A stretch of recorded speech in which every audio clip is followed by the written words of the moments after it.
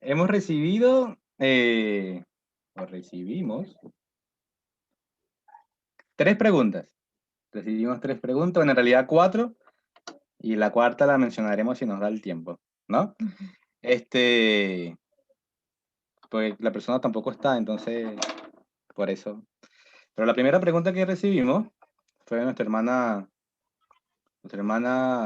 Noemi, y es la siguiente, ¿no? ¿Cómo ve el movimiento, el rito de la Santa Cena, ¿no? Y también cómo se ve ¿Cómo dentro se del ve? movimiento Semana Santa, ¿sí? Esa es la primera pregunta. Bueno, y con relación a esta pregunta, a la Santa Cena, nosotros podemos observar que está dentro de los votos bautismales, dentro del movimiento, que es el voto número 23.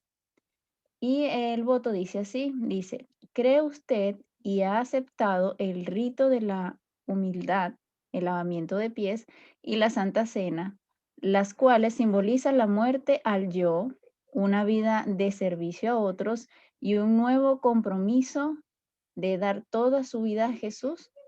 ¿No? Y podemos ver acá, resaltar algunas frases importantes dentro del voto, donde dice que simbolizan la muerte al yo, ¿no? Que eso es algo que obviamente nosotros hemos estado, o a través de nuestra vida cristiana, ¿no? Hemos estado tratando de luchar. Y también una vida de servicio a otros, que es lo que simboliza realmente este rito. Y obviamente el nuevo compromiso de dar toda la vida a Jesús, y va relacionado más que todo con la renovación de ese voto que nosotros hemos hecho con Jesús, o ese compromiso que nosotros hemos acatado con Él, ¿no? Em, y la siguiente pregunta en el voto dice, ¿es su propósito seguir los pasos de Jesús practicando estas ordenanzas? Entonces, respondiendo a esta pregunta, nosotros podemos leer Juan 13, 10 al 17.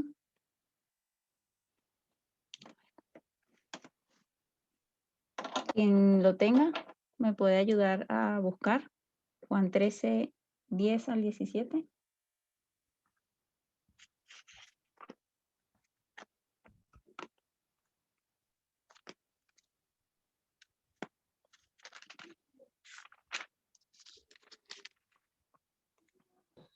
Yo lo tengo.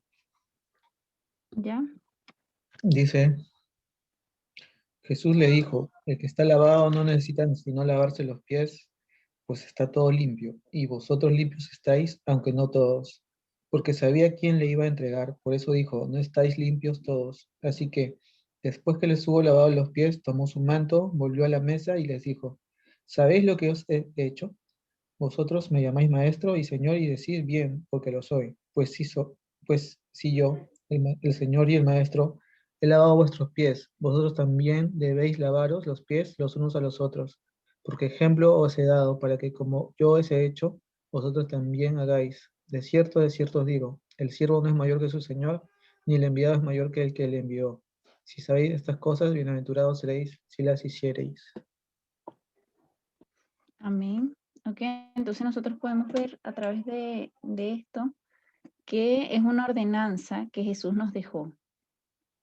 Que en el mismo acto reconocemos a Jesús como nuestro Salvador, y quitarlo sería imposible si queremos estar a cuentas con Él. Más que todo, este rito o esta ordenanza, como ya lo había dicho, es una renovación del compromiso, una entrega de nuestro yo a Jesús, ¿no? Es lo que yo puedo, pues, meditar acá. Ahora, en relación a la realización de esta ordenanza, debe ser dirigida obviamente por un anciano. Y pues debido a eso, que no hemos podido practicar estos emblemas, es porque nos encontramos en pandemia y los ancianos pues no pueden visitarnos y realizar este rito con nosotros, ¿no? Ahora, respondiendo a la pregunta con relación a Semana Santa, es una fecha histórica donde se conmemora lo que tuvo que hacer nuestro Señor Jesús para salvarnos. Y podríamos, de manera personal, en esta fecha, nosotros podemos dedicar a reflexionar, ¿no? Con referente a la entrega que Jesús hizo por nosotros, como reflexiones personales, oración, algo familiar, ¿no? Para recordar este sacrificio o estos días que Jesús pues entregó y fue su pasión, ¿no? Por decirlo así, a nivel personal.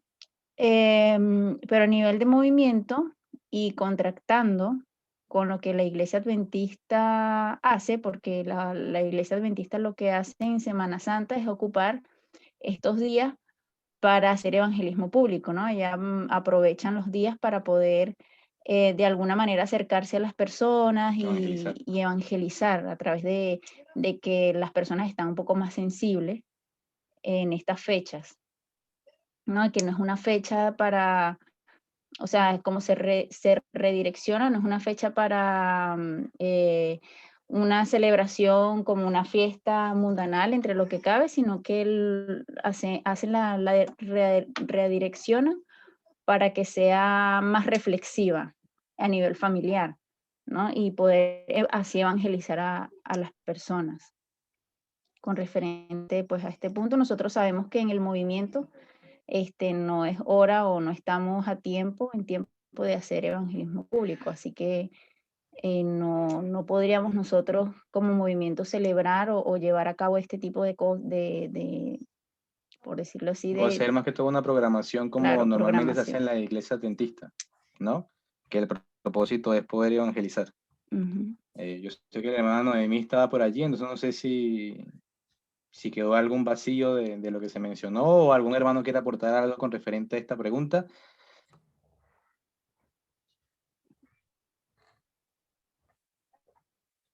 No, de mi parte está bien. Entendí, comprendí ahí, pero bien, bien. Gracias. Vale, hermana. Vale, qué bueno. ¿Algún aporte que algún hermano quiera dar con referente a este punto? Sí, tal vez el hecho de que podemos, nosotros no debemos mezclar, digamos, las festividades católicas, ¿no? Pero me gusta ese hecho de que en los votos se resalta de que la Santa Cena es para recordarnos. A veces como seres humanos nos apartamos de Dios en pensamiento ah, o en acciones, donde nos autoexaltamos y entonces es importante recordar este hito nuevamente para nosotros pasar, porque el rito se llama el rito de la humillación, ¿no? Entonces volver a reflexionar en lo que Cristo hizo y lo que realmente nos exalta a nosotros, es ese hecho de ponernos al servicio de las demás personas. Claro. Sí, de hecho ese era el propósito como tal del Sí, rito humildemente. de humildad, ¿no? Poder llegar a ese desprendimiento del yo y a una vida dejando el ego y una vida al servicio de otros, De ¿no? los demás. Del prójimo, que es lo que en cierta forma Cristo vino a hacer. Y es importante esto porque nosotros podíamos verlo de una manera muy superficial de que obviamente nosotros participamos en el rito de la Santa Cena y comemos del pan y comemos del vino, como emblemas del sacrificio que Cristo hizo por nosotros y se convirtió en nuestro Salvador, ¿no? Pero previo a eso, o viene junto con eso, el rito de la humildad. Y el propósito era ese, mostrar el desprendimiento del yo y una vida de servicio, ¿no? Entonces, cuando tú participas de, de este rito y tú consideras que Cristo vino a morir por ti, a salvarte o a emprender este viaje del plan de la salvación, todo eso también viene y deberías recordarte, ¿no? Que tú estás allí para servir al prójimo, no para ser servido. Entonces me parece interesante que sea un rito en conjunto, ¿no? Pero a veces nosotros nada más nos fijábamos en participar de comer el pan y el vino.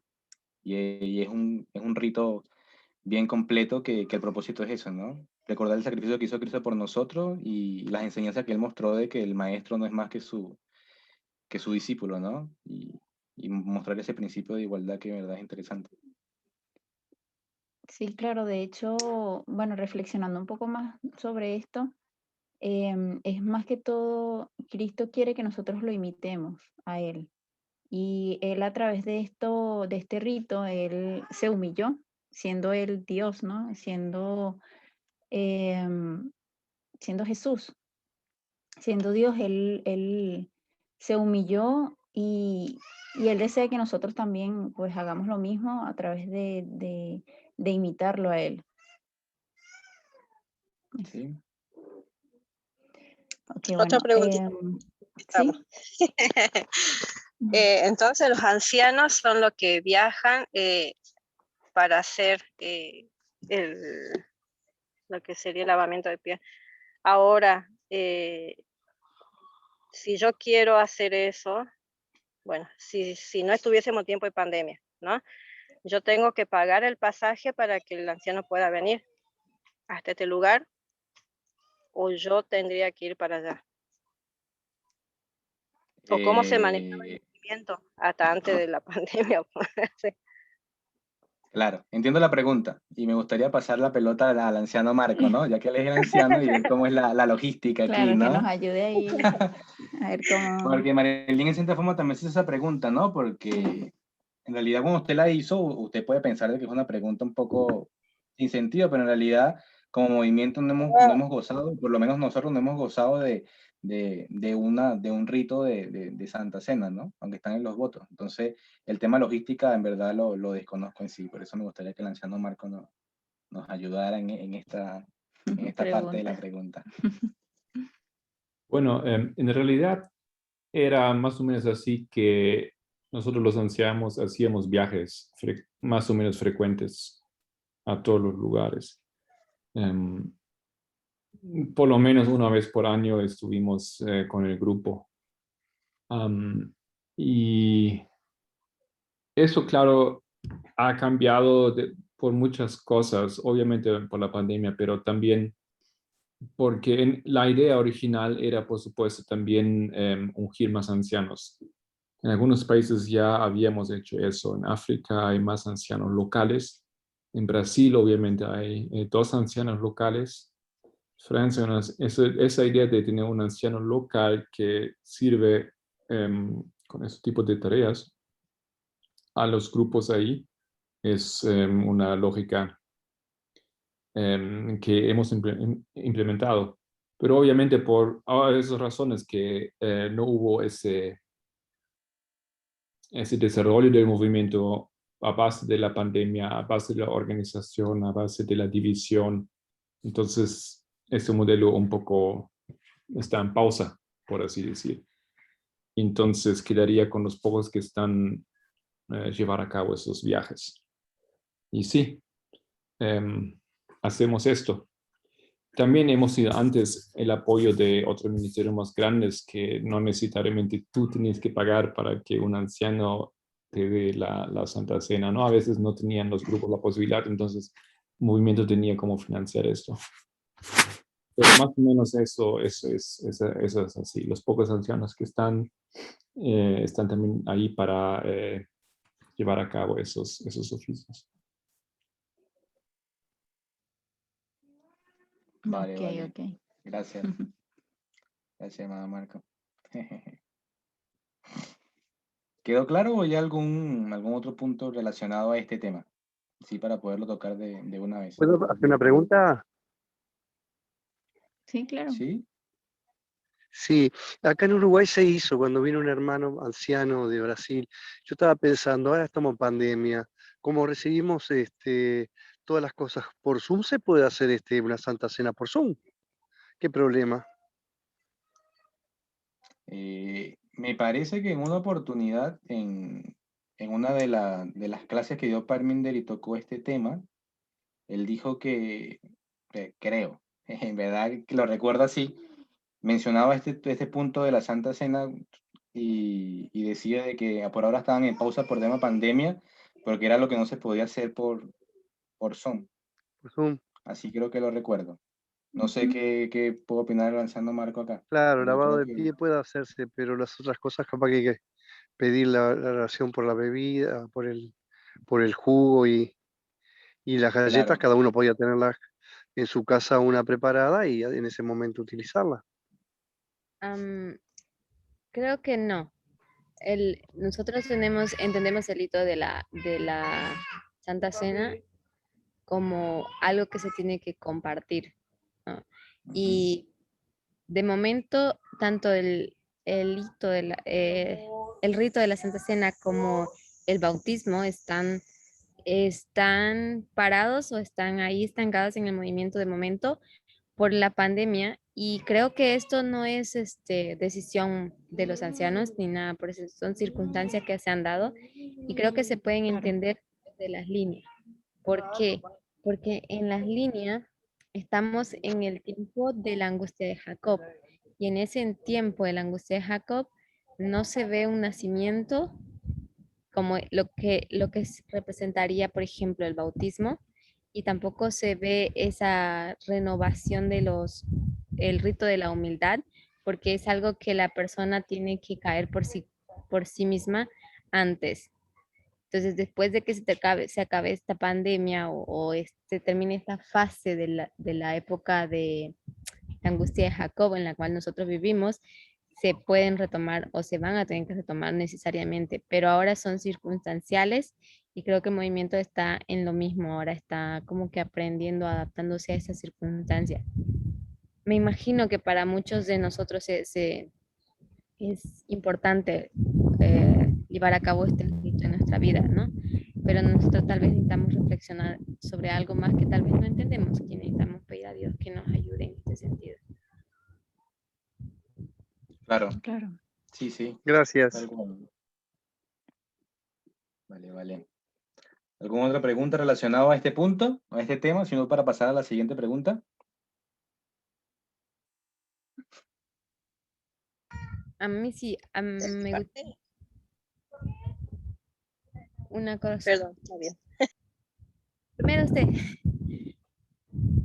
No, que solo le dije que está bien, ya de mi parte, ya entendí. Ah, vale, gracias. Ok, nosotros entendemos el rito de la Santa Cena, el lavamiento de los pies, como el rito de la humildad, ¿no?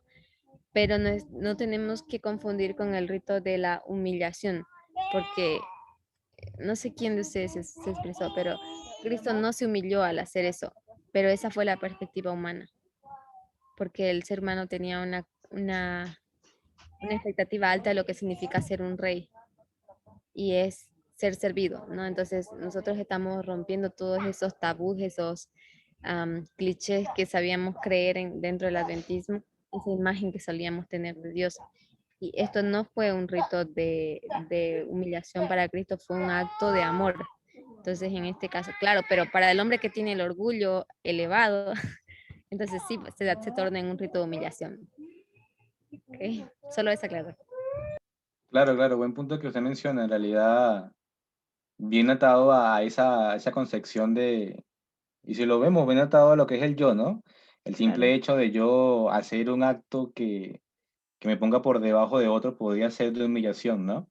Pero, bueno, forma parte también del aprendizaje que Cristo vino a dejar, ¿no? A través de ese rito, de poder ser humildes, ¿no? Buen punto que buen alcance que dio de que humildad y humillación son dos puntos que son totalmente distintos, pero a veces nosotros nos confundimos y pensamos que ese rito es un rito de humillación, y no es así. Bueno, quizás de manera interna una persona puede sentirlo así, ¿no? Pero ya de manera personal tiene que ver cuáles son sus debilidades, ¿no? Y por qué prueba está pasando, porque no debería ser humillación, ¿no? No debería ser humillación. Claro, desde una perspectiva, bueno, se ve como una humillación desde la perspectiva de que tú eres un pueblo especial, eres alguien especial, entonces ya, ¿por qué si eres alguien especial? Entonces tienes que hacer un trabajo tan bajo que es de los siervos, ¿no? Pero en Claro, esto con la obra de aprender a servir y ver que todos son iguales, que no hay jerarquías en ese sentido. Correcto, correcto, interesante punto. Interesante punto. Bueno, que entonces, ya que quedó claro este punto, vamos a la siguiente pregunta para avanzar. Y dice así, ¿puede una persona que ha hecho cursos de crecimiento y desarrollo humano hacer asesorías o tratar afecciones psicológicas? Claro, esto es más o menos lo que entendimos de la pregunta que nos hizo nuestra hermana Sandra de Colombia.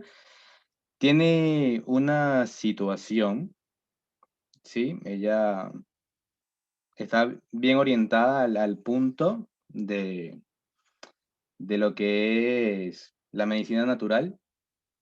Y en este camino, tan bonito que ha vivido de poder eh, aprender sobre cómo pues, a través de la medicina natural ayudar a personas, eso lo fue llevando hasta que a través hizo un curso, ya nos comenta, unas capacitaciones con personas que son psicólogas, aunque ella no lo es, y ella trata a personas, ¿no? Entonces, la pregunta acá viene relacionada a eso, ¿no? De que si en verdad viendo el punto de las dos, los dos tipos de informaciones, ¿no? Este, está bien hacer estas prácticas, ¿no? Entonces, investigando un poco sobre este punto, llegamos a una definición que me gustaría que pudiéramos ver, que son las pseudociencias, ¿no? Entonces, la pseudociencia es aquella afirmación, creencia o práctica que es presentada como ciencia o fático, pero es incompatible con el método científico, ¿no?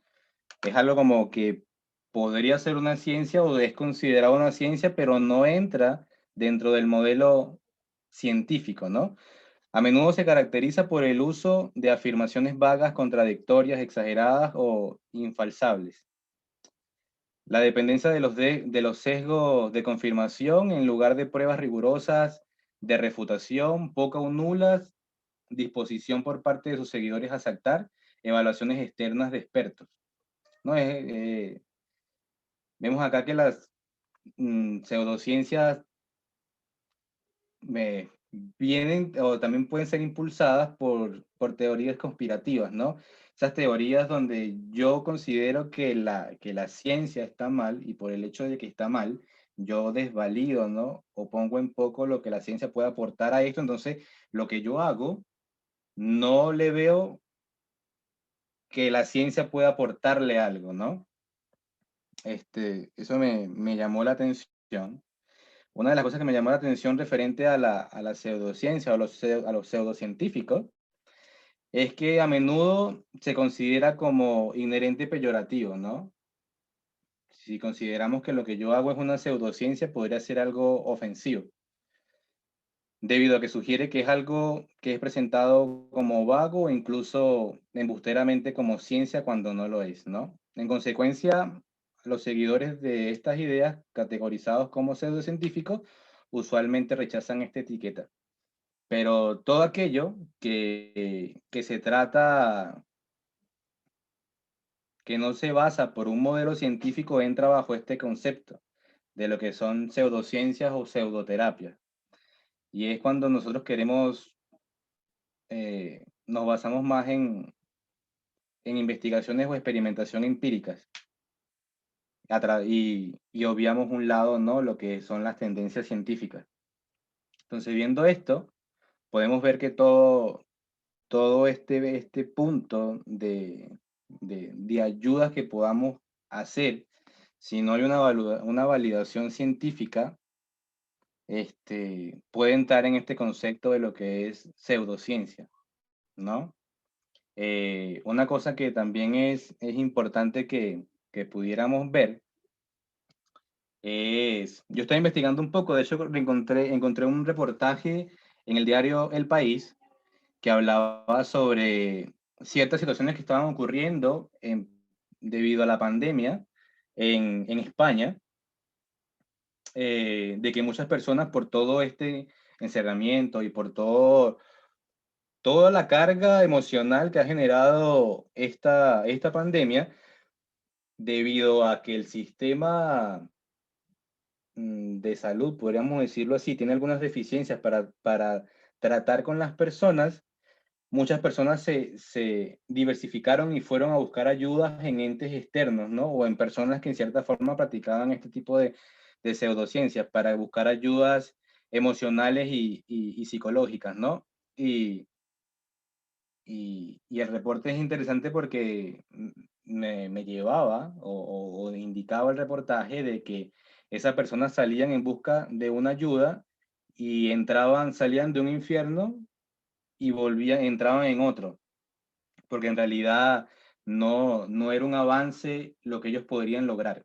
Entonces, yo tengo una amiga, tengo una conocida que es psicóloga, y yo le pedí orientación referente a este punto, de cómo ve ella esto. Y ella me dijo que está ahorita un poco obsoleta, pero me refirió a una persona que había estudiado ella a nivel universitario, que ahorita está haciendo un magíster en psicología, y le hice varias consultas relacionadas a cómo ella veía el punto de estos tratamientos, ¿no?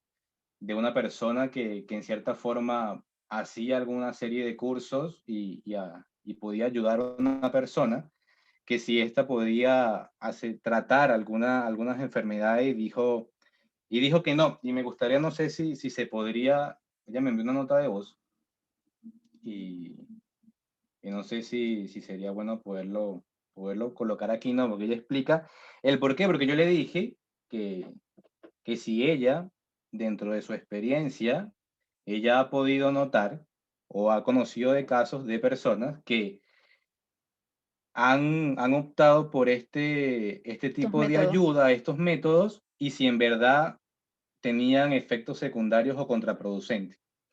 Esa era mi pregunta que yo le hacía, ¿no? Porque eh, hay personas que dicen que en cierta forma se han podido encontrar algunas respuestas, ¿no? Entonces, hay como dos líneas de pensamiento. Unas dicen que sí encuentran respuesta y el área científica dice que no. Entonces, yo lo que quería era que si me podían dar que habían casos comprobables de que en verdad sí causa efectos secundarios, ¿no? Entonces ella me explicó esto, ¿no? Se va a colocarlo acá. Pueden encontrar en libros de autoayuda, Ya. pueden encontrar en libros de autoayuda algunas orientaciones para hacer frente a algunos malestares, padecimientos, algunas ansiedades, algunos síntomas. Pero un tratamiento sostenido por una persona que tiene algunas ideas generales, básicas, donde también está ahí puesto como su interpretación, su subjetividad. No hay por ejemplo, un terapeuta que atienda a sus pacientes, es fundamental que sea un terapeuta asistido, es decir, que ese terapeuta acuda con otro terapeuta en momentos puntuales, para también hacer un trabajo clínico, es decir, un tratamiento sostenido, para poder corroborar que eso ha tenido unos efectos beneficiosos, que se están trabajando como todo ese grupo de síntomas, etcétera, etcétera. La persona también tiene que supervisar casos con otros colegas. Entonces, un coach o una persona que ha tenido X formación en autoayuda, porque leyó algunos libritos, porque escuchó a una persona que admira mucho, o qué sé yo, un escritor, hay algunas nociones generales pero cómo va a profundizar una patología, por ejemplo, y desarrollar un tratamiento específico, no tiene esos conocimientos. Entonces, evidentemente puede causar muchísimo daño. Ya, esto es lo que ella en cierta forma me indicaba, y por eso la pregunta la formulé de esa forma, porque podríamos decir que estas personas o una persona que tiene esta noción básica podría dar una serie de asesorías, ¿sí? Pero ya cuando la persona que Ya se está tiene siendo una tratada patología. tiene alguna afección, una enfermedad psicológica, ya ahí ella sale de la ecuación, y no puede ser tratada. Entonces, eso es lo que ella estaba diciendo, que dentro del mismo campo de la psicología, un psicólogo o un terapeuta, cuando trata a una persona, no se basa en un solo razonamiento, no se basa solamente en sí. Ella lo coloca en el campo y conversa con otros colegas, mismos psicólogos o psiquiatras, para ver cuál es el procedimiento correcto que debe ocupar para que esa persona pueda ser sanada. Entonces es algo que es bien profundo y complejo a una simple asesoría. No sé si podríamos decirlo así, que no suene tan mal, ¿no? Y me gustaría poder ver acá un poco sobre qué son las enfermedades mentales. Y, y esto es un punto que es bien interesante porque a veces nosotros no sabemos qué son enfermedades mentales, ¿no? O trastornos. Dice, las enfermedades o trastornos mentales son afecciones que impactan su pensamiento, sentimientos, estado de ánimo y comportamiento.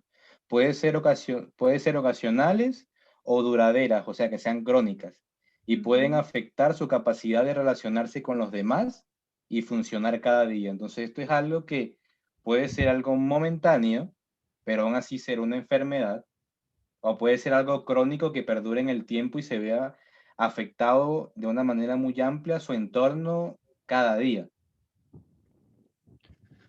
Sí, bueno, yo quería aportar algo acá con un poco de mi experiencia.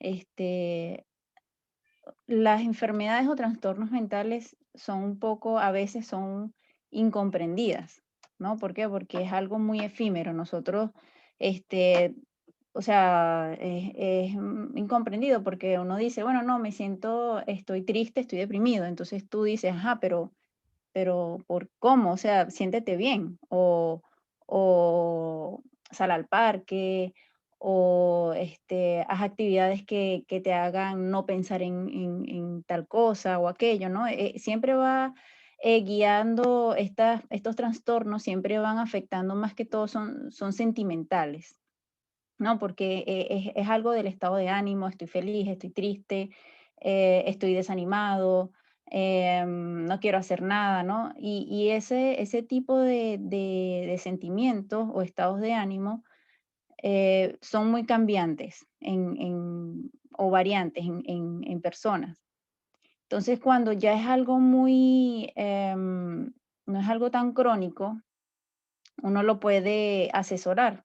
O sea, por ejemplo, cuando una persona tiene un ataque de ansiedad, tú puedes ver ejercicios de respiración, ¿cierto? O sea, tú lo puedes ver, tú puedes poner en YouTube o un video con referente a cómo salir de un estado o de un ataque de pánico o un ataque de ansiedad. Te muestran ejercicios de respiración, cómo salir de este estado, qué hacer cuando estás en un ataque de pánico. Y eso te puede ayudar, ¿no? Te puede ayudar en ese momento. Pero como nosotros hemos visto, son enfermedades, son afecciones. Es como cuando tú tienes un dolor, no sé, de estómago, por ejemplo. O sea, tú te vas a tomar una pastilla para el momento calmar el dolor que tienes, pero tú no sabes si esa afección que tú tienes en el estómago es algo más, es algo mayor. Entonces tú tienes que ir a un médico, a un especialista para que te revise y ver qué es lo que tienes. Y en fin, el especialista o el médico te va a decir, mira, tienes esto, tienes tal cosa, haz esto, tómate tal cosa, ¿no? Asimismo pasa con los trastornos mentales. O sea, al principio los trastornos mentales se empiezan muy poco, empiezan de a poco. Y cuando las personas, muchas personas como no saben manejarlos, lo que hacen es decir, bueno, yo puedo con esto, estoy bien, yo me voy a sentir bien, pero a través del tiempo ellos ven que van empeorando, ¿no? Van empeorando y entonces ahí es cuando ya la persona se vuelve Se vuelve empiezan algo a crónico. tener crónico, una enfermedad crónica que ya necesita, ya no es un psicólogo que lo tiene que tratar, ya es un psiquiatra, ya tiene que mandar ansiolíticos, tiene que mandarle antidepresivos. eh, Obviamente que son medicamentos que ya son más fuertes para poder controlar la depresión, para poder controlar varias cosas, porque la persona ya es incapaz de poder controlar estos ataques, ¿no? Que le dan. Em, y también puedo mencionar con referente a la ayuda alternativa que nosotros podemos encontrar, porque anteriormente yo pensaba que, o sea, si tú tienes un problema, si tú tienes problemas, por ejemplo, tienes problemas matrimoniales, tienes problemas con tu mamá, con tu familia, lo bueno es que tú, bueno, hables con el pastor, ¿no? Cuando uno estaba pues en la iglesia, habla con el pastor, que te oriente, que te guíe, pero hay muchas veces, obviamente, sí te van a ayudar por el momento, te pueden aconsejar, te pueden ayudar, pero ya cuando es un problema mayor, que ya es algo más, Convierte en un trastorno. es un trastorno ya que se tienen que ir a un especialista, un psicólogo que ayude a poder, pues, manejar las situaciones en la pareja, en la terapia y todo eso, pues. Este, varias cosas, hay distintos tipos de enfermedades mentales, ¿no? Que son interesantes, ¿no? Existen los trastornos de ansiedad, incluyendo trastornos de pánico y trastornos obsesivos compulsivos y las fobias. Esos son enfermedades mentales, ¿no?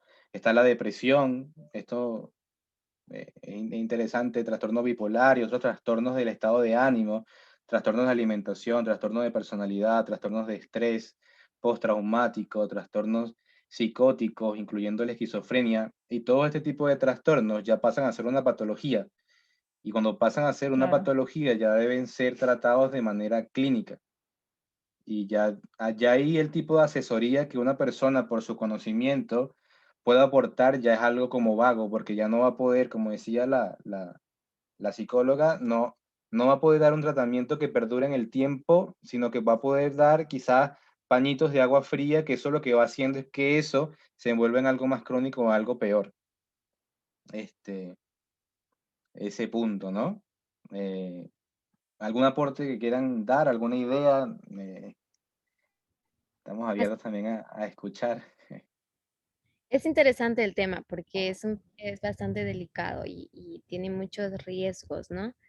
Am, Justo ayer yo asistí a una conferencia que hablaba de psicoterapia y bueno, ellos hablaron desde el punto ético al principio y fue muy interesante la parte ética porque es simplemente honestidad de lo que tú eres o no intentas, o intentas ser, aparentar ser, digamos, ¿no? Pero ese es desde el ámbito del celo profesional, digamos, que me pareció igual algo digno de respetar, digamos. Pero después alguien hizo la pregunta, ¿cuál es el riesgo que conlleva para el paciente que pasa estas pseudoterapias y para la persona quien lo hace? Y es interesante porque el paciente en algunas de estas terapias, lo que se dijo ahí es que recibe aparentemente un bienestar, que es como bien acabas de decir, Kelvin, es temporal, que es como ponerle pañitos y calma el dolor por el momento, pero el dolor, el mal no desaparece, sigue ahí, está ahí y se está alimentando y haciéndose fuerte hasta llegarse a ser crónico. Entonces, vemos que las pseudoterapias tienen algo positivo, que hacen que las personas se sientan bien. Y esto es lo que nosotros en psicología, que ahora lo que estamos investigando un poco ese tema, em, conocemos como el efecto placebo, que es un bienestar temporal que se puede prolongar, pero conlleva para el paciente el riesgo de hacerse crónico hasta llegar a un punto de tornarse a nivel clínico. Y cuando es clínico, la persona simplemente no existe medicamento, no existe terapias que se puedan llevar a cabo tan fáciles. De hecho, cuando ya es un trastorno, ya necesita terapias que pueden durar entre 3 a 5 años así para cerciorarse que se esté tratando bien. Pero cuando ya se torna en algo clínico, en algo crónico, entonces ahí ya pasa a ser que llega la duda de que si se va o no restaurar la persona. Y si un cambio, por ejemplo, de ambiente con una sociedad lo puede ayudar a mantenerse estable o puede volver a desatar el problema crónico que tenga. Entonces, hay que tener mucho cuidado con ese aspecto. Ahora, para la persona quien hace terapias es aún peor el mal. ¿Por qué? Porque la persona que hace terapia empieza a, en la mente de esa persona, jugar un papel de que yo soy esto y no soy esto. Entonces, esa persona, con el deseo de su corazón que tenga de hacer todo lo mejor correcto, va distorsionando su realidad. al punto de que no solamente ahora puede pensar que es un terapeuta, sino que mañana puede pensar que es un médico y pasado tal persona o tal persona, entonces ya va cambiando de identidad y ese cambio de identidades es lo que genera conflictos a nivel de sociedad, a nivel personal, porque a nivel personal obviamente lo va a sentir, lo va a vivir frustradamente la persona, digamos, va a tratar de controlarlos con la terapia, que son efectos placebo, como dijimos, pero también vemos, por ejemplo, los cambios de personalidad en personajes importantes como Hitler, Stalin, que tenían volviéndose locos porque un día eran buenas personas y otros días tenían que ser tiranos y cambios de personajes, un día eran como Cristo, otro día eran totalmente autoritarios, como Napoleón, por ejemplo. También vemos que ellos al final distorsionaron bastante su realidad, que vivieron en un mundo y crearon unas situaciones que llevaron a guerras mundiales. Y esto es lo que causa el efecto dañino para las personas quienes hacen este tipo de terapias. Más, es mucho peor que para la persona quien pasa la terapia. Um, Casi no hay psicólogos así enfocados en tratar la mente de la persona uno a uno. Normalmente son personas que hacen, los psicólogos se enfocan en terapias como grupales, familiares, sociales, pero no uno a uno, porque tratar con la mente de una persona es un riesgo totalmente abismal, tanto para el terapeuta como para el paciente.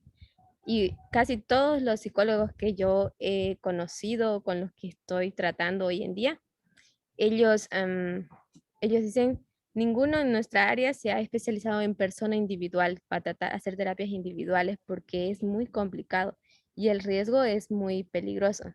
Ahora, yo no sé si ellos lo hacen en términos legales, judiciales, porque una mala praxis de terapias pueden conllevar a juicios peligrosos aquí en Bolivia. Claro. Ellos deciden no Sí. tomar ese riesgo a la ligera, ¿no? Entonces sí se han inclinado siempre a especialidades en terapias grupales, donde no es directamente con la mente de la persona, sino más bien con el tipo de comportamiento que las personas deben tener con los demás. Claro, y es lo que decía también esta psicóloga de que cuando una persona, un terapeuta tiene a un paciente, no lo trata directamente solo, ella toca a varios colegas para poder llegar a brindarle el tratamiento correcto a esa persona. No es algo porque es un riesgo muy, muy grave. Yo no lo había visto de esa forma. En verdad es sorprendente y yo creo que todos tenemos unas ideas preconcebidas bien, bien fuertes. Yo recuerdo que la iglesia, hace como 2, 3 años, lanzó un libro que lo denominaban libro misionero, que que trataba sobre psicología. Entonces tú al leerlo y teniendo tu noción de que tú puedes ayudar, tú leías ese libro que te hablaba sobre qué es la depresión, qué es la ansiedad. Entonces tú podías llegar a pensar de que tú podías, en cierta forma, tratar algunas cosas, ¿no? Entonces es complejo eso porque la mente es algo muy delicado. Ayer estábamos hablando sobre este punto y llegamos a, a un ejemplo, hablando que además Solán tocó lo que son las malas praxis, ¿no? Y poníamos un ejemplo que en verdad lo bajamos de un escalón muy, muy, muy, muy, muy abajo, pero creo que el ejemplo se puede dar, ¿no? Es una persona que hace manicura, ¿no? Que es esa persona que te limpia las manos, te limpia los pies y sabe hacer un trabajo bien, bien interesante. Pero digamos que esa persona ahora quiere hacer el trabajo de un podólogo. La podología es algo que se estudia. Y digamos que un día venga y quiera hacer el rol de un podólogo y quizás tenga algunos conceptos básicos, pero puede causar un daño peor, ¿no? A la persona, ¿no? Y aplicar una mala praxis. Imagínate eso que es una simple mano, un simple dedo, un simple pie. Imagínate ahora la mente, ¿no? Y, y me gustaría poder ver acá también cuáles son qué causan, ¿no? Un trastorno mental. Porque es interesante porque yo pensaba que la depresión era algo no tan complejo, pero aquí me está diciendo que la depresión, la ansiedad son trastornos mentales, ¿no? Entonces, ¿qué puede causar esto? Dice, que hay varios factores, ¿no? Uno de los factores es sus genes y su historia familiar. Entonces, ya vemos que es algo más genético, ¿no? Entonces, si es algo genético, como yo como un individuo que no tengo estudios o no puedo derivar a la persona a que sea tratada por un especialista, cómo tocar este punto, ¿no?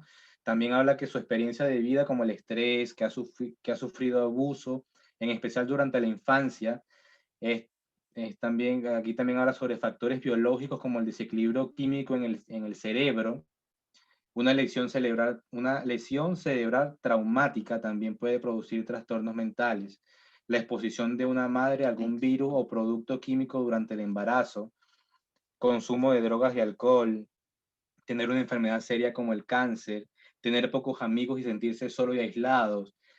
Trastornos mentales no son causados por falta de carácter, no tienen nada que ver con ser flojo o débil, te dice acá este reportaje, ¿no? Entonces, vemos que hay cosas que nosotros pensábamos que podía causar un trastorno, ¿no? De que la persona quizás se siente sola, no tiene amigos, entonces, bueno, tú puedes dar algunos consejos, brindar un apoyo emocional, podríamos hacerlo, ¿no? Pero hay casos que son muy, muy, muy drásticos, ¿no? Cuando toca ya a que el cerebro está deteriorado, o hay cambios químicos, o están incluidos genes, o una historia familiar, es algo que tú como persona que no tienes experiencia no puedes tratar. Eso es algo que en verdad es súper, súper interesante. No sé si alguien tenga algún otro comentario, algún otro aporte. Cuando hablamos es exactamente de esas modalidades de terapias, un psicólogo, por ejemplo, para su preparación, aprende todo tipo de las escuelas psicólogas de psicologías que se llevaron a cabo, que se desarrollaron en la historia, tal la psicología cognitiva, la psicología funcional, la estructuralismo, la gestáltica, existen muchas otras escuelas y tú tienes que saber para cada paciente, no todos los pacientes, aunque tengan la misma enfermedad, el mismo tipo de depresión, no todos reciben la misma terapia, porque son individuos diferentes y tienen caracteres, gustos diferentes. Entonces tienes que saber combinar las escuelas y saber qué terapia sea más apropiada para qué tiempo y en qué momento, en qué fase de la enfermedad. Es realmente muy, muy complicado y el riesgo es muy alto, ¿no? Pienso que no se trata solamente de alivianar el dolor o el sentimiento o la tristeza que la persona puede expresar físicamente, sino que se cura aquí en la mente y es un campo que es muy complejo porque no lo dominamos, no lo podemos ver y no se puede reflejar. Y las personas nosotras, o sea, en general el mundo, está acostumbrado a usar máscaras.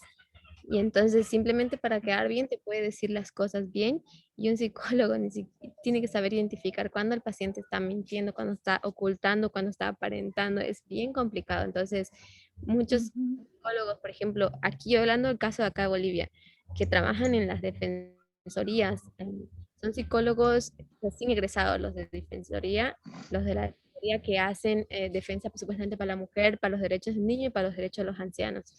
Y ellos siempre cometen el error de que de acuerdo a cómo las personas se ven es como creen que se sienten.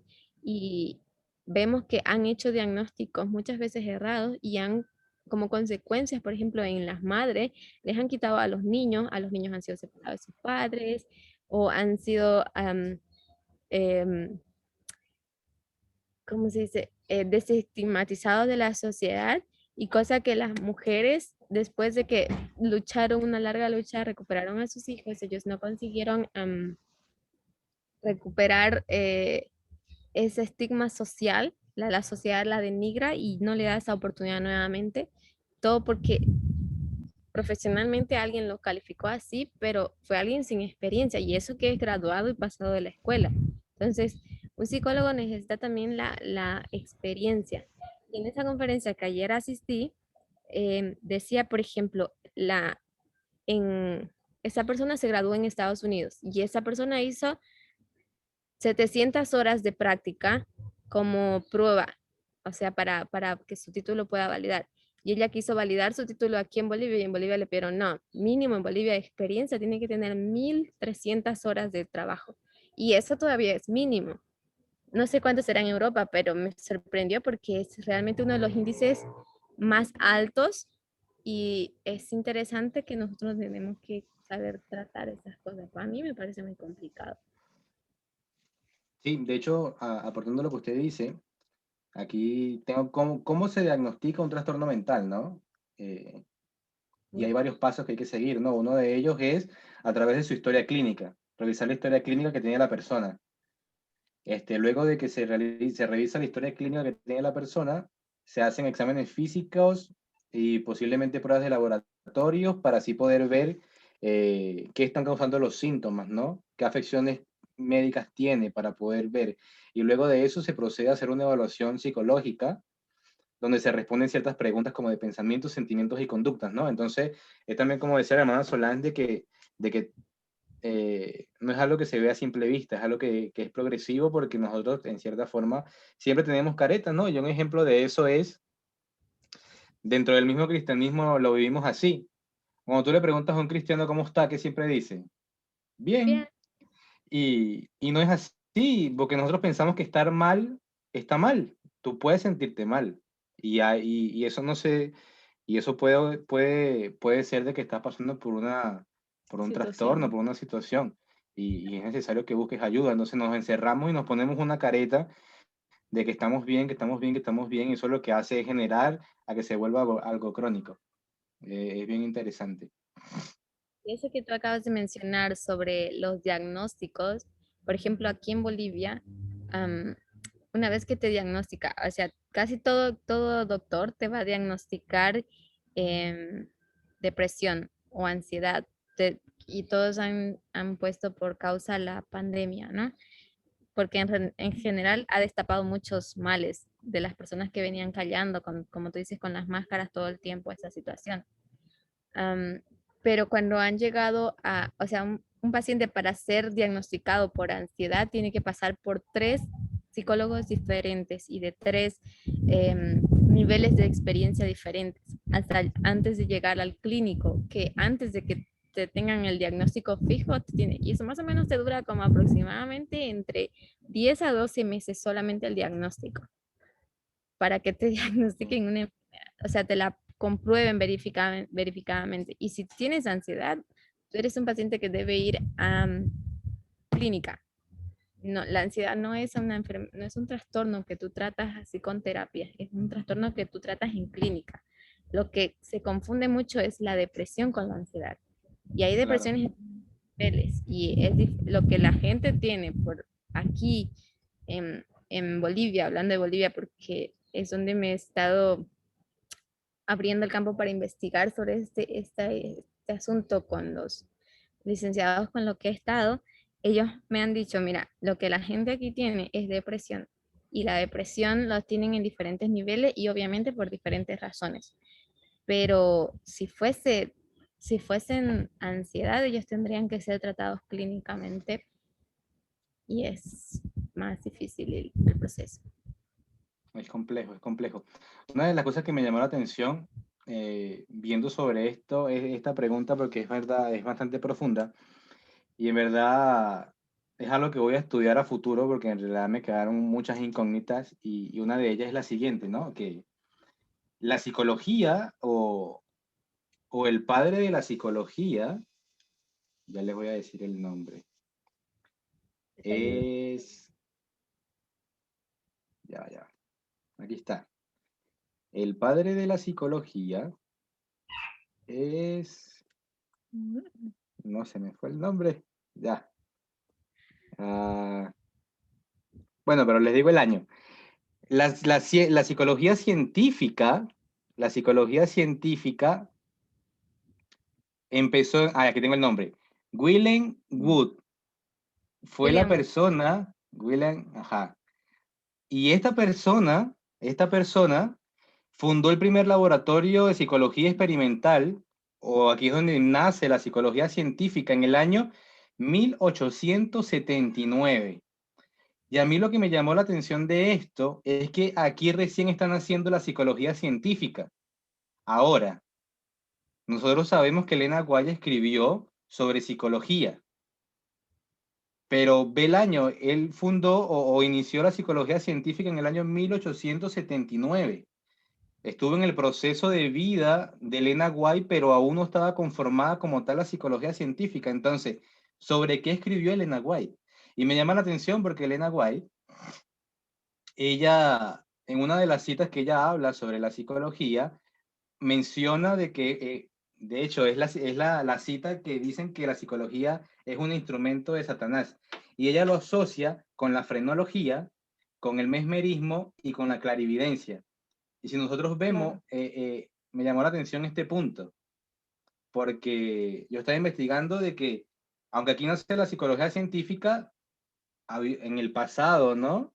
Hubieron varios avances en la psicología como tal antes que llegara a ser científica, ¿no?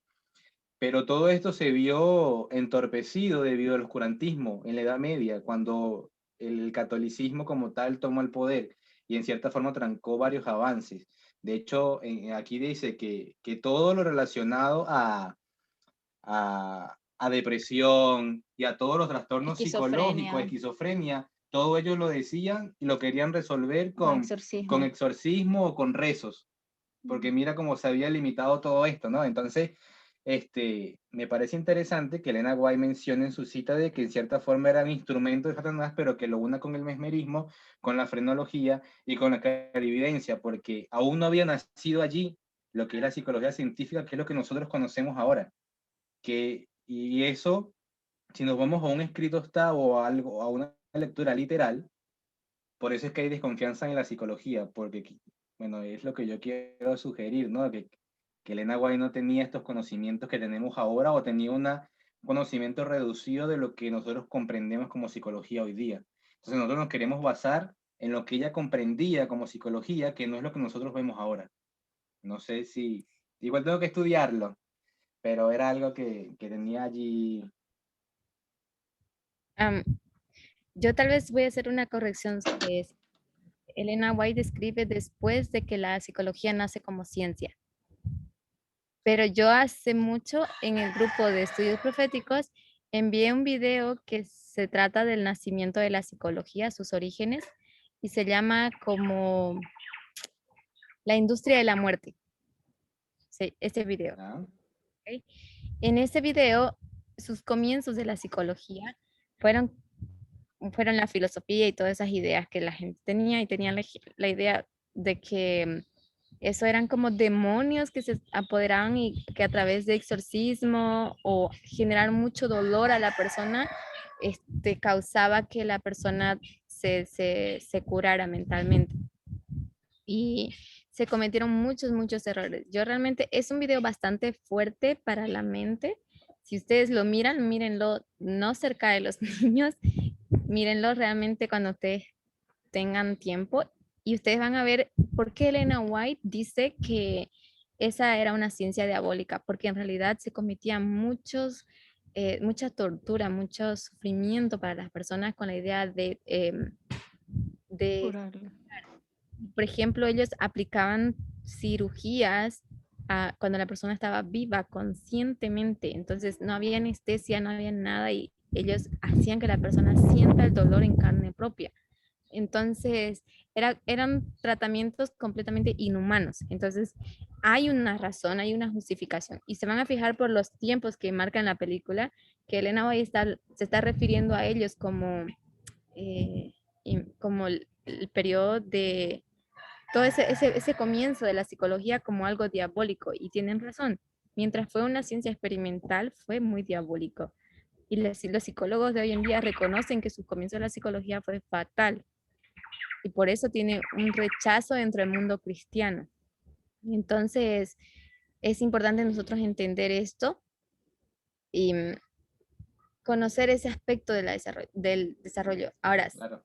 William Wundt, cuando él inventó la psicología, la descubrió, lo hizo, o sea, la fundó como una ciencia, lo hizo a través de un laboratorio experimental, pero en su laboratorio, a diferencia de los anteriores laboratorios que existían, donde habían torturas, y se crearon, por cierto, máquinas torturosas para generar más dolor para el paciente.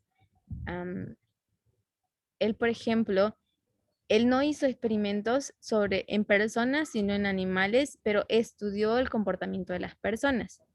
Una de las terapias a mí que me impactó mucho es que a las personas con trastorno de persecución, así que tenían una idea que alguien los perseguía o los estaba vigilando todo el tiempo, lo que le hicieron ellos fue meterlos en un cajón, en un ataúd, y sumergir el ataúd en el agua. Esa persona se enloquecía y era horrible, horrible los tratamientos. Entonces Elena White tiene mucha razón cuando ella dice que fue una ciencia eh, diabólica en sus comienzos, pero hoy en día, como toda ciencia ha evolucionado y ha desarrollado, la psicología no es más así, no tiene prácticas así. Entonces nosotros Claro, tenemos... sí, yo me refería al punto de que ella escribía bajo el contexto que ella estaba, Ajá, que no es el contexto que estamos nosotros ahorita. A ese alcance que quería dar.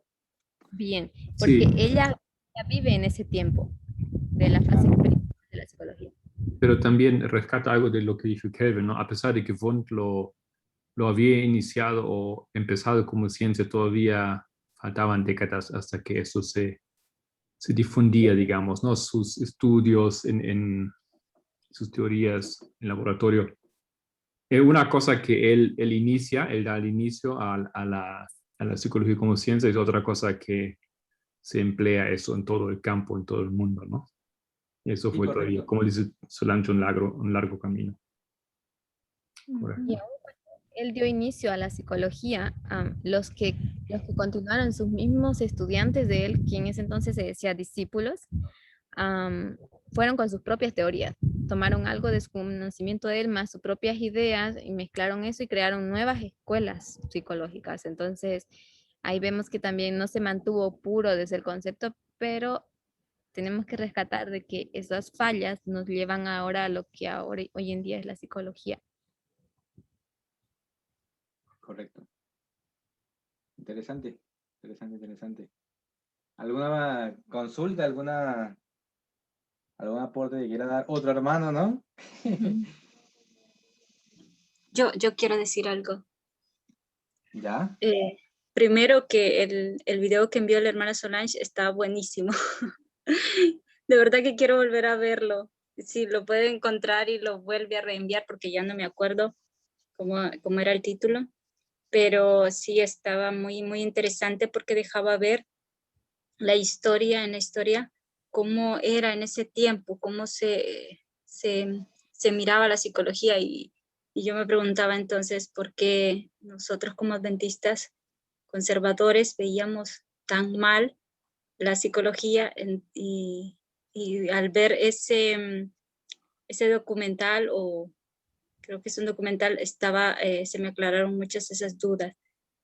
Y con respecto a lo que has dicho, realmente es una bendición para nosotros ahora hemos visto, ¿no? En diferentes asuntos que hemos estudiado la importancia de lo que es el conocimiento científico. Y una de las cosas que me hace pensar bastante y, y veo en mis amigos y amigas adventistas es esto de las teorías conspirativas. Parece que no tuviese tanta importancia esto, pero es tan relevante para nosotros esto. Y cuando lo veo tan convencidos de las teorías conspirativas de cualquier índole, me pregunto, Dios mío, danos sabiduría para poder tratar esto con estas personas. Y parte de lo que es la psicología, lo que es las pseudociencias y todo eso, es algo que nosotros, como alguien dijo una vez, no recuerdo quién fue, pero alguien de nosotros enseñó eso, dijo, realmente las teorías conspirativas son muy atractivas y eso es lo que hace realmente creer en algo tan pronto, tan rápido así y no ver la ciencia en esto. Y por esa ideología que obtuvimos de que no importa la ciencia, como me dijo alguien hace poco, la Biblia está por encima de la ciencia y no importa tanto la ciencia. Entonces, esa típica frase es bastante adquirida por muchos, ¿no? Y y se van a los escritos de Elena White o de la Biblia para poder quitar todo pensamiento que sea científico. Entonces es bastante interesante. Bueno, solo quería decir eso. Claro.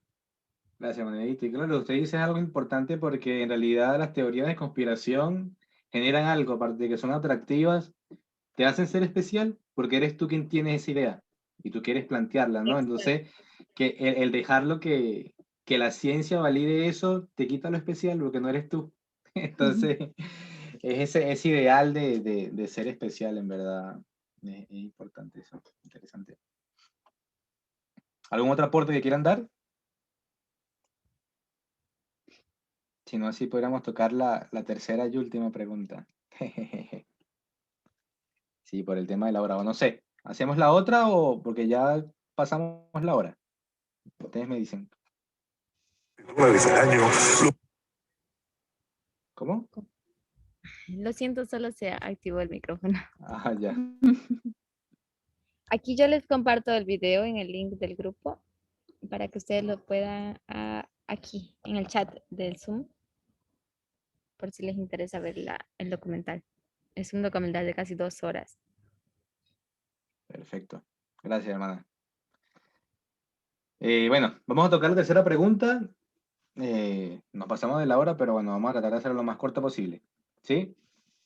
En la tercera pregunta es de nuestro hermano Matías. Hermano Matías siempre... Y en verdad agradecemos al hermano Matías, porque a veces hace preguntas que podemos tener nosotros mismos, pero por temor no las hacemos. La tercera pregunta, lo que medio entendí, ¿no? Y la planteé a mi forma es, si la Declaración Universal de los Derechos Humanos nos dice que somos iguales, hombres y mujeres, ¿por qué la Iglesia aún hace esa separación y hay esas diferencias, por lo menos en el área, él mencionaba en el área de liderazgo, en... Así no es, Matías. Sí. O si no, la formulas tú.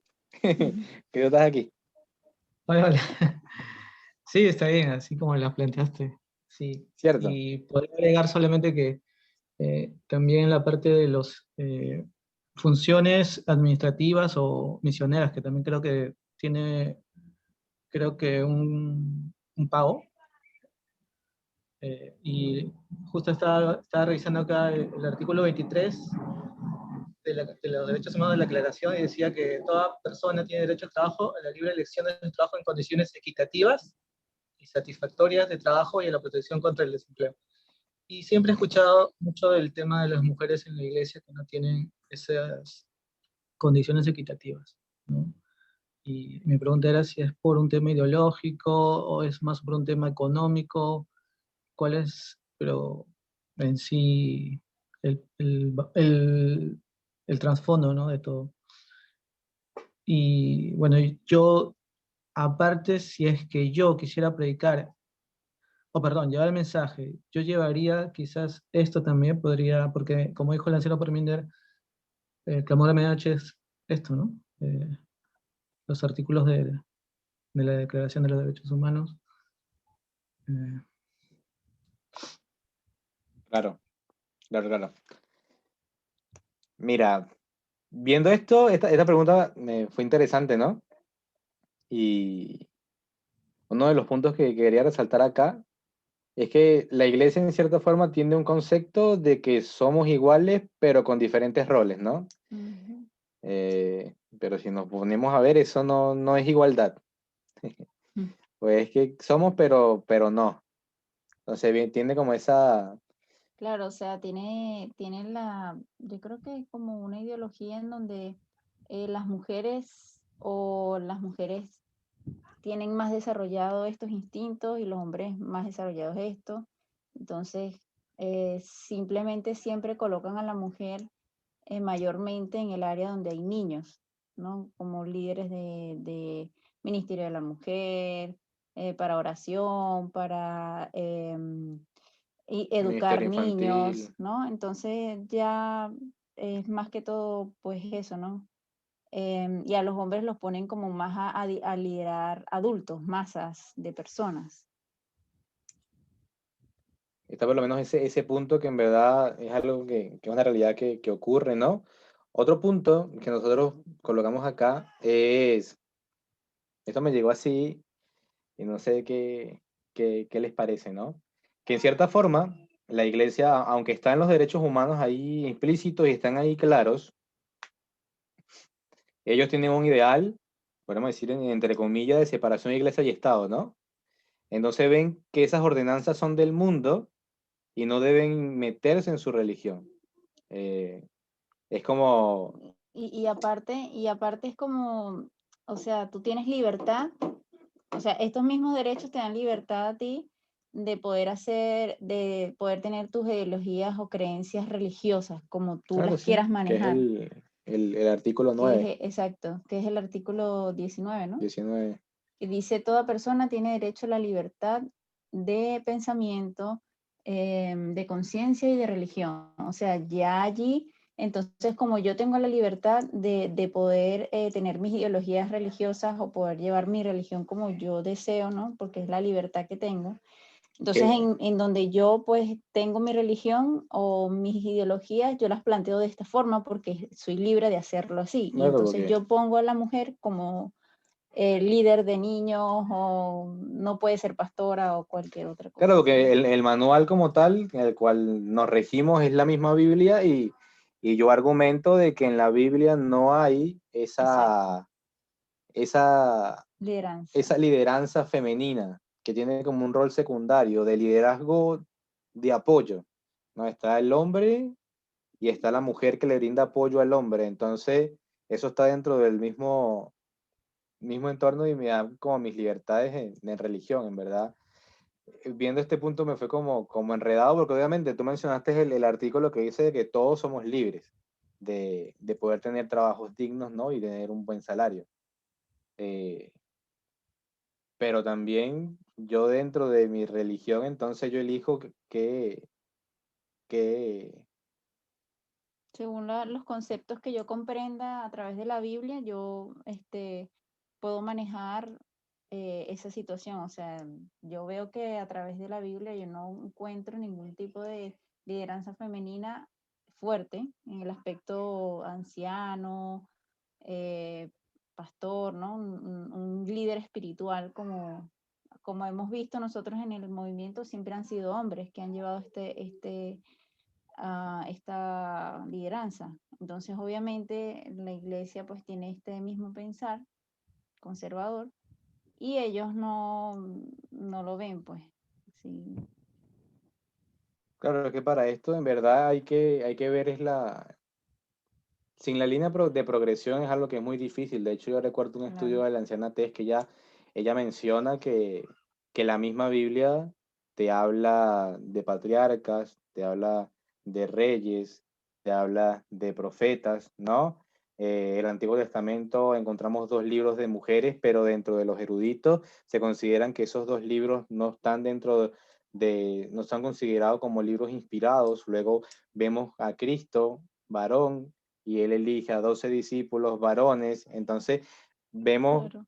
vemos como este patrón que si no lo vamos en una línea de progresión y vemos cómo Dios ha tratado de volver de un Edén a Edén, en verdad cuesta como comprenderlo, ¿no?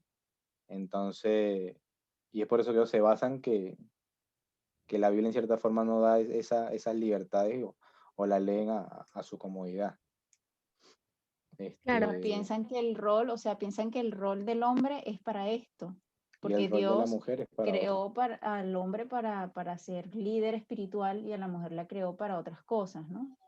No quitando, entre comillas, la igualdad que hay entre ellos como seres humanos, pero hay un rol diferente para cada quien. Pero nosotros hemos visto a través de estudios que eso depende de la crianza de la persona, porque hay hombres que hacen cosas que hacen las mujeres y mujeres que hacen cosas que hacen los hombres. Pero está basada en estereotipos que en realidad no deberían regir lo que somos como tal.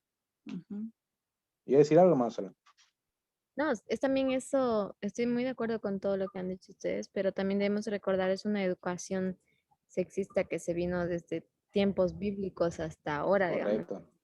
Aunque ellos decidan cambiar, no va a ser muy fácil, es una lucha. Y por lo poco que la anciana Tessa ha dicho en las presentaciones o el anciano Parminder, África, por ejemplo, es un claro ejemplo, están arraigados a su vida cultural, tradicional, que así han sido educados por generaciones y es tan difícil para ellos cambiar de perspectiva. Pueden entender lo que es lo que significa ahora lo que es feminismo, pero una cosa es entenderlo y otra cosa es llevarlo a la práctica. Y eso es lo que vemos en la Iglesia Católica también. Y también tenemos que mantener esa idea clara de que en realidad ellos nunca quisieron la libertad, los derechos de igualdad para todos, digamos, ¿no? Eso fue impuesto como históricamente lo podemos ver. Correcto. Y lo que usted dice es cierto, en realidad es un pensamiento machista que está dentro de nosotros, porque si te pones a ver, analicemos un poco, tengamos una mente un poco crítica, en realidad el tema de, de que una mujer lidere o no, llegaría a ser un punto de salvación. Lo digo en el caso de ellos, de poderle brindar esa oportunidad a una mujer, porque ellos están cerrados de que no, no pueden porque la Biblia dice que no pueden. Pero si te pones a analizar, es un pensamiento que lo tienes allí, que no te deja aceptarlo, porque en realidad este, has sido flexible en otras cosas, has manejado algunas otras cosas, pero esto no. Esto es algo aberrante, algo y me sorprende a mí que el machismo está en todos los ámbitos, no solamente en las mujeres. El concepto conservador está ampliado en toda la comunidad, porque yo recuerdo te recuerdo una experiencia de una hermana que ella nos contaba que en el 2015, cuando estaban en las elecciones para la ordenación de la mujer, toda la iglesia y todas las mujeres y hombres estaban unidos en oración para que no se diese. Entonces, habían mujeres participando en esto mismo también, de que no se aceptara este punto, porque era algo aberrante. Y en realidad es sorprendente eso. Sí, yo, bueno, particularmente o personalmente pienso que mayormente son las mujeres quienes son a veces más machistas, ¿no? Porque yo estuve viendo, no viene mucho al caso, ¿no? Pero yo estuve viendo un reportaje con referente a lo que se hace en África con la mutilación de los genitales femeninos y la mayoría de personas que hacen esta o que apoyan esta mutilación son las mismas mujeres. O sea, los hombres como que no, a veces no están ni tan metidos en el tema, sino son ellas mismas las que ya han sido mutiladas, entonces hacen que las más jóvenes lo sean también, porque ellas también lo fueron. Es como una cadena, igual pasa aquí. O sea, yo particularmente cuando no tenía estos conocimientos, yo también pensaba que era una aberración que la mujer fuese una pastora o que bautizara. Yo decía, wow, pero ¿por qué si no dice la Biblia no dice eso? Y yo pienso que a veces son las mismas mujeres que somos ignorantes en este tema, ¿no? Que a veces no dejamos que otra mujer también pueda ser lo que anteriormente uno no fue, no sé, pienso yo eso, no sé, no opinión.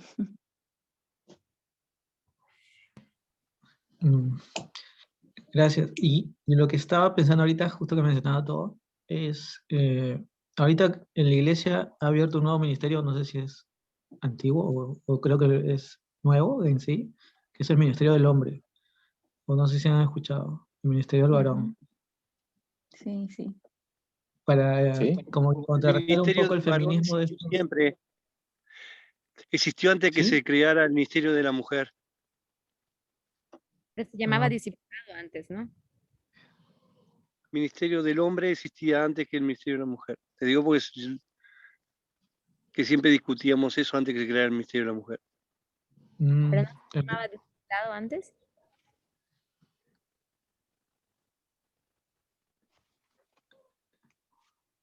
no, acá en Perú nunca, Era de la nunca, época de la hermana Huay. Y el Ministerio de la Mujer ese es más reciente. Ujú. Mira. Gracias, hermano. No, Sí, no gracias. sabía. Pero estuvo inactivo. Bueno, en Perú nunca había bueno, director y todo ese tema. O sea, yo he ido a varias iglesias y nunca he escuchado, o sea, la verdad. Estoy hablando de Uruguay. Mira, en Uruguay nunca existió y yo estaba en contra del Ministerio de la Mujer en esa época por ciertas cosas que pasaban y le mostramos que la Biblia, la hermana Juaya, hablaba del ministerio del hombre y no había persona representante en la iglesia que ocupara ese cargo. Pero sí querían abrir un ministerio de la mujer, que en su momento había surgido porque parece que en algún momento habían puesto una mujer pastora, no sé si era en Paraguay o Argentina, algo así, entonces como que querían compensar, como después le sacaron las cartas, compensar un poco que las mujeres tuvieran un poco de rol, crearon el ministerio de la mujer. Ok. Acá en Perú, por ejemplo, lo que pasó es que recién lo han activado por el tema del feminismo y bueno, es como que un poco poner ahí un freno o algo así a que crezca esa ideología dentro de la iglesia y bueno, como que esté ahí equilibrado, por decirlo así. Y eso es lo que no entendí, por eso yo pensaba que lo habían creado recién, pero ahora como lo mencionó el hermano, que ya es antiguo. Sin embargo, acá en Perú lo están haciendo como que ya un poquito eh, más establecido, ¿no? Ya con personas y todo. Ahora, mi pregunta es que justamente estas personas que trabajan para la UPU o trabajan para la iglesia es una empresa en sí, es lo que yo entiendo, ¿no? O sea, Ujú. la iglesia paga impuestos y todo ese tema, o sea, pero Sí, en el correcto. tema de los pagos, yo escuché que no es lo mismo pagos a las mujeres que a los hombres. Y no sabía, de verdad que quería investigar eso con unos amigos teólogos, pero ya no me alcanzó el tiempo. ¿Te Pero puedo comentar siempre, algo? sí, Mira, de lo que yo tenía entendido, por lo menos en la época que estuve en la iglesia, fui anciano y dirigente, el tema era así, el pastor es como el nivel máximo. Acá en Uruguay, ponele, está el presidente, y el que le sigue en nivel serían los ministros. Ningún empleado público del Estado puede ganar lo que gana el ministro. Está a un nivel más bajo. Entonces, los pastores tienen el máximo de sueldo, por lo menos en Uruguay, ¿entendés? Nadie podía ganar. Entonces, por más que fuera directora de la escuela o actividades que podía desarrollar una mujer, nunca iban a llegar a lo que ganaba un pastor. claro, eso justamente iba a ir ahí. Nosotros, pensando en el tema de la Declaración de los Derechos Humanos, yo veo que las empresas se les exige cumplir esto, e incluso ellos eh, tienen bueno, reconocen, ¿no? Estos pactos internacionales. Entonces, siendo la iglesia parte de esto, también como empresa, entonces estaría incumpliendo, ¿no? Por decirlo así, también esto, en el tema de Claro. los pagos, hay mujeres que también estudian teología. Incluso Claro. el hermano Marco dijo que, bueno, en Europa también, en los países nórdicos, ya hay, ¿no? Pastoras. Entonces, si yo voy a lo racional, a las personas yo le diría entonces que deberían exigir el pago igual a todos. Creo que es lo que algunos teólogos jóvenes predican, pero nadie les hace caso, porque son pocos, pues, y no se atreven a chocar con la iglesia, por decirlo así, ¿no? Pero si nosotros fuéramos realmente a defender como movimiento, también tomaría esa postura, ¿no? O sea, de hablar por ese lado, supongo. Claro. Mira, por lo menos de lo que te puedo decir yo de ese caso es que en cierta forma en la iglesia hay una separación, parte con los entes externos. Mira, yo trabajo en una empresa que ella licita con el Estado, ¿no? Entonces, cuando tú licitas con el Estado, tú le quieres prestar un servicio al Estado y el Estado te pide algunos requisitos para tú poder optar a esa licitación. Y una de las cosas es que haya igualdad dentro de las empresas. Entonces, ahí vemos que puede existir un ente gestor para el Ministerio del Trabajo que garantiza que hay un sueldo mínimo y todo eso, pero es complejo porque ¿quién regula la iglesia? La iglesia con tal de pagarle sueldo mínimo a las mujeres y por encima a los hombres les paga más, está cumpliendo con la ley. Entonces es complejo el punto. Es complejo. O sea, sería como un delito el punto, un delito visible, digámoslo así, porque obviamente hay una desigualdad. de que las mujeres ganaran menos del mínimo, pero a las mujeres se les garantiza el mínimo y obviamente los hombres ganan más. Entonces, allí hay como un vacío legal donde, como tal, bueno, yo trabajo en una empresa que a pesar de que licita con el Estado, y el Estado pide un porcentaje de mujeres, en la empresa donde yo trabajo hay 120 hombres y 60 mujeres. Entonces vemos que igual hay mucha desigualdad. Y cuando vamos eso al área gerencial, sí, el porcentaje de liderazgo gerencial, podríamos decir que es un 10%. Entonces, como tal, del mundo, no simplemente en la iglesia, vemos que hay esas desigualdades que a pesar de que hay leyes y hay normativas, no se respetan. Por eso me parece correcto el término, es una empresa, ¿no? Y como toda empresa también intenta a toda manera evadir impuestos y obedecer al 100% la ley del Estado. La iglesia no es la excepción en esto. De hecho, a veces han tratado de simplemente como cumplir la ley al pie de la letra en el sentido en que, tal como dice el doctor, está escrito, no sin intentar interpretar porque interpretando no les conviene. Entonces, am, hay, hay este mismo comportamiento. Entonces, no hace diferencia a una empresa con una religión como tal, una iglesia como tal. Hermanos, ¿les puedo comentar algo? Claro.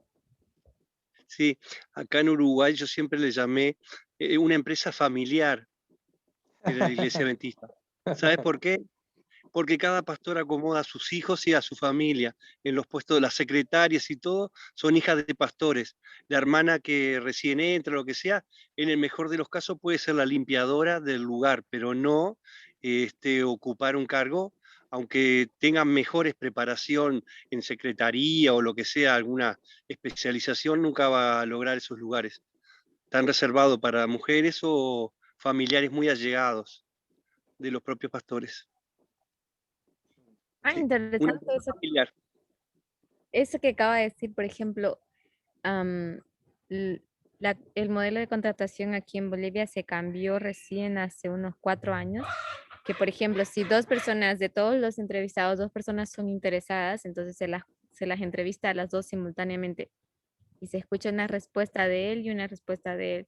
Y después para la siguiente pregunta, la siguiente tiene que dar la respuesta primero y después el otro, para que no haya eso, me valgo de tu respuesta para esto. Entonces, el que es profesional, el que tiene aptitud profesional va a saber responder sin necesidad de apoyarse en la opinión o el comentario de la otra persona. Y eso es lo que se está haciendo. Y de hecho se implementaron bastante ayudas psicológicas para saber eso, para encontrar el ideal de los profesionales. Mm, interesante. Y la postura de nosotros entonces sería apoyar a estos jóvenes, bueno, que yo veo que a veces apagan su voz porque tienen miedo, ¿no? Hablar sobre ese tema bueno, del pago, ¿no? De las ministras, comparación con los ministros. O sea, sería, no sé, sería lo correcto, supongo, o cómo lo ven. Estudiar, investigar ese tema y ponerlo en algún momento, o sea, darle fuerza a ese punto. O Bueno, pero es que simplemente, es una lucha a un derecho que tienen. Claro. Y como derecho se le debería brindar, ¿no? Porque hay deberes y derechos, ¿no? Y ella va a cumplir con su parte. Debería entonces retribuírsele de manera igual a lo que se le retribuiría a un hombre. sí, yo recuerdo que tenía Eso una es un amiga derecho. que estudiaba teología y cuando ella me dijo que estudiaba teología, yo decía, pero ¿por qué estudias teología? Le pregunté.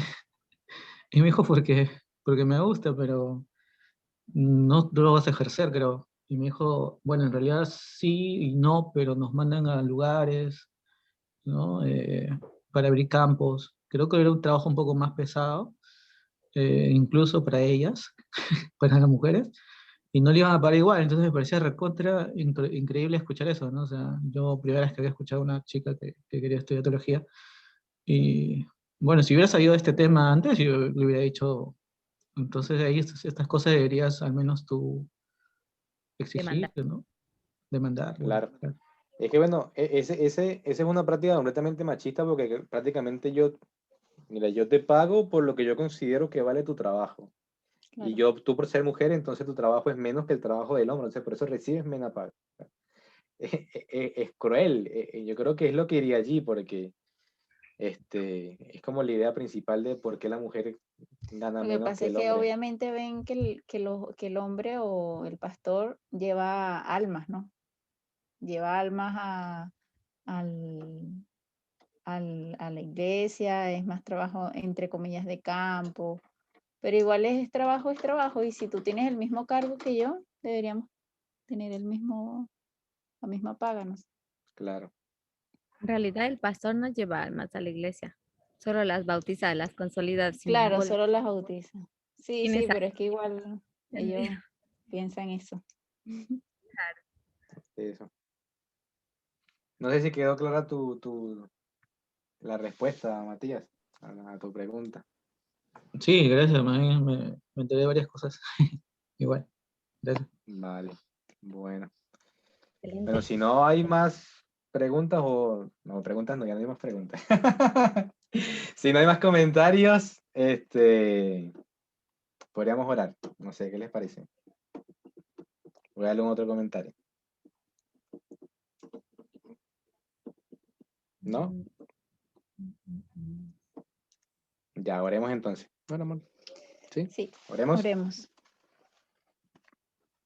Querido Padre, te agradecemos el espacio que nos has dado para poder estudiar estas preguntas, estos temas, Señor, para poder conversarlos. Te agradecemos, Señor, porque en el consejo de muchos hay sabiduría. Te queremos pedir, oh Padre, que nos acompañes en el resto del día, para cada uno de los que estamos acá presentes, para nuestra familia, que seas tú quien guíe nuestra mente, nuestros corazones y nos dé paz y tranquilidad en ellos, Señor. Te queremos agradecer porque tú nos escuchas, porque tú atiendes nuestras necesidades, porque tú nos has guiado hasta hoy día, Señor, sanos y perfectos como tú nos quieres, Señor.